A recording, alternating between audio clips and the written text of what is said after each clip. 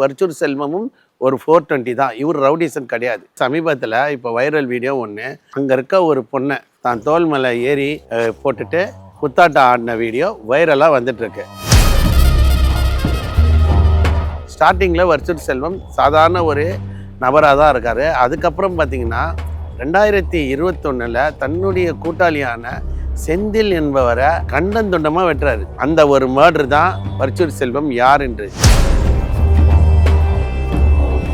நான் இங்கே தான் காவல்துறையை கேட்குறேன், ஒரு பிடிவாரண்ட் போடப்பட்ட நபர் எப்படி தைரியமாக 10 வருஷம் ஒரு பிடிவாரண்ட் இருந்தும் காவல்துறை பிடிக்கல?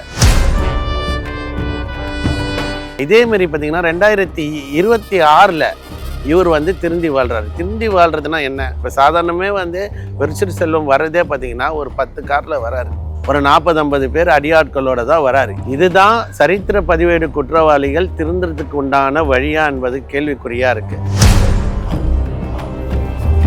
தனியார் யூடியூப் சேனலில் போலீஸ் தேடுறாங்க. எப்படி நித்யானந்தாவை இன்னும் போலீஸ் தேடிட்டு அவர் எப்படி வீடியோ அப்லோட் பண்ணுறாரோ அதேமாரி பார்த்தீங்கன்னா இவரும் யார், நம்ம வர்ச்சூர் செல்வமோ தொடர்ந்து யூடியூப் சேனலில் ஒரு ரெசார்ட்டில் உட்காந்துட்டு விதவிதமான சாப்பாடு வாரத்து ஒரு வாட்டி சென்னையில் ஒரு டேட்டிங்க்கு ஒரு தனி ரெசார்ட்டில் புக்கிங் பண்ணிட்டு வராரு. என்கவுண்டர் வர்ச்சூர் செல்வத்தை போலீஸ் சுற்றி வளைத்தது பிரேக்கிங் நியூஸை போட்டு டிஆர்பி ரேட்டை ஏற்றுவாங்க. எல்லா சேனல்லையும் புஷ்பான் மாதிரி புஷ்ஷுன்னு போயிடுச்சு. அவர்கிட்ட இருக்க தங்க நகைகள் அவ்வளோ பெரும் பணக்கார ரவுடி மாதிரி தன்னை காமிச்சிக்கின்னு கிட்டத்தட்ட ஒரு 10 கிலோ நகைகளை போட்டு நடமாடும் ரவுடிகள் மாதிரி இவங்க உலாவறது. ஆனால் 56 வழக்கு இருந்து எங்கள் திண்டுக்கல்லேருந்து சென்னை ரெசார்ட்டுக்கு நல்லா தண்ணி அடிச்சுட்டு பொம்பளைங்க கூட கூத்தடிச்சுட்டு எல்லா என்ஜாய்மெண்ட்டும் பண்ணிவிட்டு திருப்பி ஒரு சரித்திர பதிவேடு குற்றவாளி சொந்த ஊருக்கு போகிறத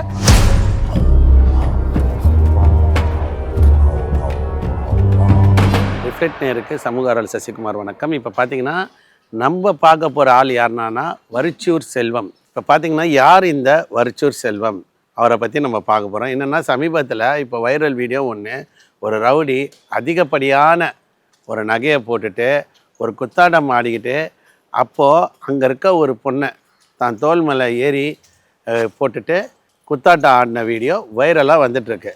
இப்போ யார் இந்த வர்ச்சூர் செல்வம்? வர்ச்சூர் செல்வம் என்பவர் யார், அவரை பற்றியான முழு விபரத்தோடு பார்க்க போகிறோம். என்னென்னா பார்த்தீங்கன்னா தென் மாவட்டங்களில் அதிகப்படியான ரவுடிஸுங்க இருக்காங்க. அதே டைமில் 420ங்க நிறைய இருக்காங்க. என்ன பார்த்தீங்கன்னா இப்போ ஹரிநாடார் ஒரு 420 77 லட்சம் ஒருத்தர் லோனுக்கு வாங்கி தரதா சொல்லி எப்படி ஏமாத்தினாரோ அதேமாரி வர்ச்சூர் செல்வமும் ஒரு 420 தான். இவர் ரவுடிசன் கிடையாது. என்னென்னா பார்த்தீங்கன்னா அவருடைய தந்தை இறப்புக்கு காரணமாக இருக்கார் ஒருத்தர், அவர் மீது இவர் பகை வருது. ஸ்டார்டிங்கில் வர்ச்சூர் செல்வம் சாதாரண ஒரு நபராக தான் இருக்கார். அதுக்கப்புறம் பார்த்திங்கன்னா 2021 தன்னுடைய கூட்டாளியான செந்தில் என்பவரை கண்டந்துண்டமாக வெட்டுறாரு, துண்டு துண்டா. அதாவது இவர் வெட்டல, இவர் கூட ஒரு 10 பேர் போயிட்டு 10ல் 11 கும்பலில் கோய்ந்தா போட்டு ஒருத்தனை வெட்டுறாரு. அந்த ஒரு மர்டர் தான் வர்ச்சூர் செல்வம் யார் என்று. ஏன்னா தாமிரபரணி ஆற்றில் அந்த நபரை துண்டு துண்டாக வெட்டி போடுறாங்க.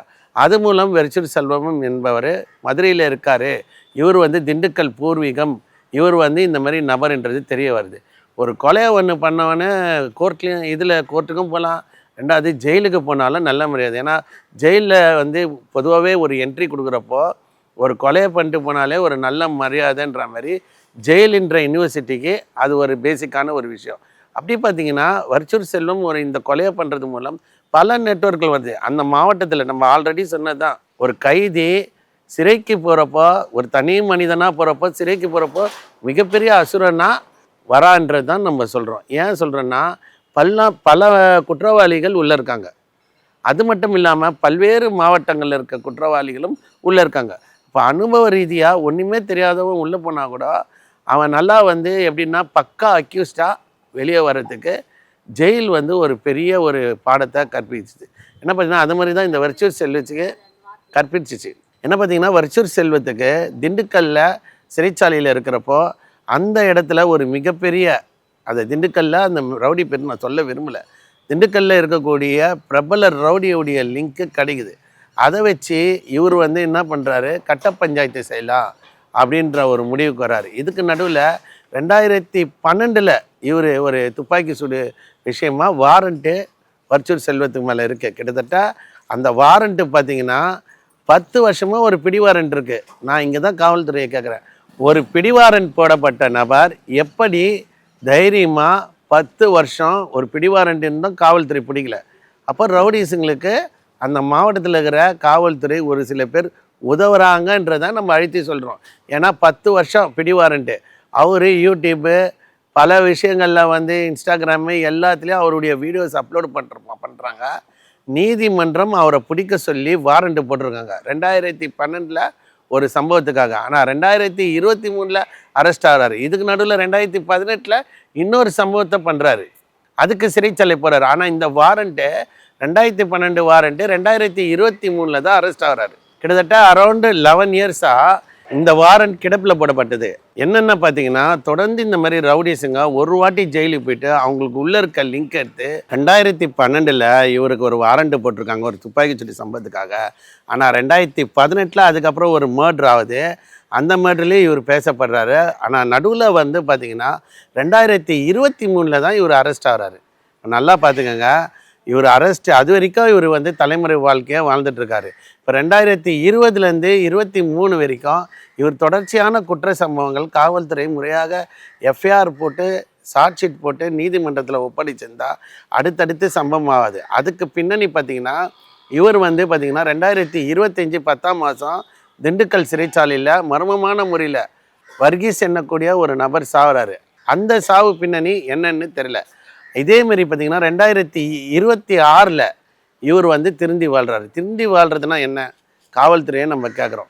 என்னென்னா, இப்போ ஒரு காவல்துறை டிஜிபி ஆஃபீஸ்லையோ இல்லை ஒரு எஸ்பி ஆஃபீஸ்லையோ போய் நான் திருந்தி வாழ்கிறேன் அப்படின்னு ஒரு நபர் சொல்கிறாங்கன்னா, கொஞ்சமாச்சும் மனிதாபிமானத்தோட போலீஸ் வந்து காதில் கேட்கணும். ஏன்னா 56 வழக்குகள், அதில் ஒரு 5 வழக்குகள் வண்டி தான் அடிதடியில் வெட்டுக்குத்து 2 கொலை சம்பவத்தில் இவர் இருக்காது.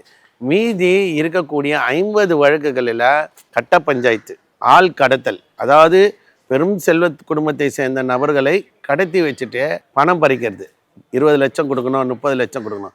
அது இல்லாமல் இப்போ ரியல் எஸ்டேட் தொழிலில் பார்த்திங்கன்னா, பல கிராமப்புறங்களில் சொந்த இடம் வாங்கணும்னு சொல்லி பல ஏக்கரில் இடத்த வாங்கிட்டு வெளிநாட்டில் இருப்பாங்க. இந்த ஊர்லேருந்து போனவங்க வெளிநாட்டில் இருப்பாங்க. அவங்களுடைய இடத்தெல்லாம் மடக்கி வச்சுட்டு கட்ட பஞ்சாயத்து. இப்போ பார்த்திங்கன்னா இவர் மேலே திண்டுக்கல், கோயம்புத்தூர், மதுரை, நம்மளுக்கு தெரிஞ்சு அதுக்கப்புறம் நெல்லை, பல்வேறு மாவட்டங்களில் தேடப்பட்ட ஒரு குற்றவாளியாக இருக்கிறவர். ஆனால் எல்லா சேனல்லையும் தனியார் யூடியூப் சேனலில் போலீஸ் தேடுறாங்க. எப்படி நித்யானந்தாவை இன்னும் போலீஸ் தேடிட்டு அவர் எப்படி வீடியோ அப்லோட் பண்ணுறாரோ அதேமாரி பார்த்திங்கன்னா இவரும் யார் நம்ம வர்ச்சூர் செல்வமோ தொடர்ந்து யூடியூப் சேனலில் ஒரு ரெசார்ட்டில் உட்காந்துட்டு விதவிதமான சாப்பாடு என்ன பார்த்திங்கன்னா, இந்த இடத்துல ப்ரான் நல்லாயிருக்கும், இந்த இடத்துல ஃபிஷ் நல்லாயிருக்கும், வாரத்து ஒரு வாட்டி சென்னையில் வந்து ஒரு டேட்டிங்க்கு ஒரு தனி ரெசார்ட்டில் புக்கிங் பண்ணிவிட்டு வராரு. அது கூட அவர் என்ன சொல்கிறாருன்னா, நான் என்னுடைய திண்டுக்கல் மாவட்டத்தில் உள்ள ஒரு காவல்துறை எஸ்பிசிஐடியில் வந்து நான் சொல்லிட்டு தான் வரேன். அதாவது ஒரு சரித்திர பதிவேடு குற்றவாளியை காவல்துறை கண்காணிக்க வைக்கணும். அவர் ஒரு காவல்துறை பேரை சொல்லி இந்த நபர்கிட்ட நான் சொல்லிட்டு தான் நான் எங்கே போனாலும் போனேன். சமீபத்தில் ஒரு என்கவுண்ட்ரு வந்து 2025 ஒரு செப்டம்பர் மாதம் என்கவுண்ட்ரு வர்ச்சூர் செல்வத்தை போலீஸ் சுற்றி வளைத்தது பிரேக்கிங் நியூஸை போட்டு டிஆர்பி ரேட்டை ஏற்றுனாங்க. எல்லா சேனல்லையும் வர்ச்சூர் செல்வம் என்கவுண்ட்ரு செய்யப்படலாம், காவல்துறை சுற்றி போட்டாங்க, போலீஸ் வலைவீச்சு அவரை சாகடிச்சிட போகிறாங்க, என்கவுண்ட்ரு பண்ணாங்க. எல்லாமே புஷ்மான் மாதிரி புஷ்ஷுன்னு போயிடுச்சு. ஏன்னா அவர்கிட்ட இருக்க தங்க நகைகள் அவ்வளோ பெரும் பணக்கார ரவுடி மாதிரி தன்னை காமிச்சிக்கின்னு கிட்டத்தட்ட ஒரு 10 கிலோ நகைகளை போட்டு நடமாடும் ரவுடிகள் மாதிரி இவங்க உலா வர்றது. அங்கே பிடிக்க போன காவல்துறை கிட்ட சொல்கிறாரு, நான் வந்து கோயம்புத்தூரில் இல்லை, நான் வந்து திண்டுக்கல்லில் இந்த இடத்துல லாட்ஜில் தங்கியிருக்கேன் அப்படின்னு சொல்கிறாரு. அப்போது திண்டுக்கல் அந்த லாட்ஜில் போய் ஒரு இன்ஸ்பெக்டர், அவர் வெங்கடாச்சலம்னு நினைக்கிறேன், அந்த இன்ஸ்பெக்டர் போய் பிடிக்கிறப்போ இவர் வந்து சொல்கிறாரு, அப்போது ஒரு பிச்சைக்கார மாதிரி போலீஸ் வந்து கூப்பிட்றப்ப ஏன் ப்ராப்பர்ட்டியோடு போக மாட்டீங்க, ஒரு பிச்சைக்கார மாதிரி எல்லா நகையும் கைட்டி வச்சுட்டு போகிறாரு. இப்போ நம்ம கேட்க வேண்டியது என்னென்னா, ஒரு குற்றவாளி மேலே 56 வழக்குகள் நிலுவையில் இருக்குது, அதில் எத்தனை நீதிமன்றத்துக்கு போனதுன்றது காவல்துறைக்கே தெரியாது. அந்த 56 கேஸில் முழுமையாக சாட்சிட்டு போடுறதில்ல. பல வழக்குகள் வருஷ கணக்கில் 10 15 வருஷம் வரைக்கும் இருக்கிறதால இது போல் ரவுடிகள் 56 குற்ற வழக்கு, ஒரு எஃப்ஐஆர் இருந்தாலே நம்ம போயிடுவோம். ஆனால் 56 வழக்கு இருந்து எங்கள் திண்டுக்கல்லேருந்து சென்னை ரெசார்ட்டுக்கு வந்து நல்லா தண்ணி அடிச்சுட்டு பொம்பளைங்க கூட கூத்தடிச்சிட்டு எல்லா என்ஜாய்மெண்ட்டும் பண்ணிவிட்டு திருப்பி ஒரு சரித்திர பதிவேடு குற்றவாளி சொந்த ஊருக்கு போகிறத காவல்துறைக்கு தகவல் கொடுத்துட்டு போகிறேன்றாரு. இதை தான் நம்ம சொல்கிறோம். A+ கேட்டகரிகள் இன்னும் நிறைய ரவுடிஸ். இப்போ விருச்சூர் செல்வம் போல் சரித்திர பதிவேடு குற்றவாளிகள் சுதந்திரமாக தங்க நகைகள் போட்டு சுற்றிட்டு இருக்காங்க. ஆனால் அவருக்கு எதிராக எத்தனை அப்பாவிகள் புகார் கொடுத்துருப்பாங்க. எங்கள் சொத்தை ஏமாற்றிட்டாங்க, 25 லட்சம் பணம் தரணும், இத்தனை கோடி ஏமாற்றிட்டாங்கன்றாங்க. அந்த வழக்குகளாக சிசிபிலையும் விசாரிக்கலை. முழுமையாக பார்த்தீங்கன்னா விருச்சூர் செல்வத்துக்கு எதிரான ஒரு குற்ற வழக்குகளை காவல்துறை முறையாக வழக்கு பதிவு செய்து அவர் மீது குற்றப்பத்திரிகை தாக்கல் செய்து நீதிமன்றத்தில் ஒப்படைத்திருந்தால் இதுபோல் ரவுடிங்க உருவாக்கிடுவாங்க. என்னென்னா பாதிக்கப்பட்டவங்க இன்னும் ரோட்டில் தான் இருக்காங்க. அவருக்கு எதிராக இன்னும் பல புகார்கள் கொடுக்காம ரவுடிஸை வச்சு மிரட்டுற. இப்போ சாதாரணமே விருச்சூர் செல்வம் வர்றதே பார்த்தீங்கன்னா ஒரு 10 காரில் வராரு, ஒரு 40-50 பேர் அடியாட்களோட தான் வராரு. இதுதான் சரித்திர பதிவேடு குற்றவாளிகள் திருந்துறதுக்கு உண்டான வழியா என்பது கேள்விக்குறியாக இருக்குது. என்னென்னா ஒரு சரித்திர பதிவேடு திருந்திட்டான் அப்படின்னா அவன் பின்னாடி எதுக்கு ஒரு 50 பேர், அவன் பின்னாடி எதுக்கு ஒரு 10 காரு? ஆல்ரெடி அக்யூஸ்டு 56 கேஸ் இருக்குது. ஆனால் ஒரு 2 மர்டர் அட்டன் பண்ண ஒரு இருக்குது, மீதியெல்லாம் சீட்டிங் இருக்குது. அப்போ அந்த சீட்டிங் பண்ணலாம் மக்களுக்கு முறையாக வாங்கி தரணும் என்ற எண்ணம் காவல்துறைக்கே இல்லை. இதுபோல் ரவுடிஸுங்கள் விருச்சூர் செல்வம் ரவுடிகள் போர்வையில் பொதுமக்களை ஏமாற்றி நான் ஒரு கொலை பண்ண சொல்லி மிரட்டி பணம் பறிக்கும் கும்பல். விருச்சூர் செல்வமாக இருக்கட்டும், ஹரிநாடார் 420 இருக்கட்டும், இதுபோல் நபர்கள் தென் மாவட்டத்திலேருந்து சென்னையிலும் தென் மாவட்டங்கள்லேயே பல இடங்களில் இன்னும் பல பேரை ஏமாற்றிட்டு சுதந்திரமாக சுற்றுறாங்க.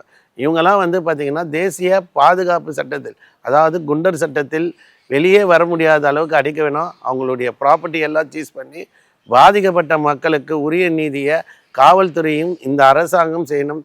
இதுபோல் நபர்களுக்கு மனித உரிமை ஆணையம் மட்டுமல்ல, director general of police DGP அவரும் சரி, அந்தந்த மாவட்ட எஸ்பியும் கருணை காட்டக்கூடாது. இதுபோல் சமூக விரோதி அப்படின்னு முத்திரை குத்தியாச்சு. 56 கேஸ் இருக்கான்னா அவன் சமூக விரோதி. அவனுக்கு காவல்துறை எந்த ஒரு கருணையும் காட்டக்கூடாது என்பதான் இந்த பதிவு. நன்றி, வணக்கம்.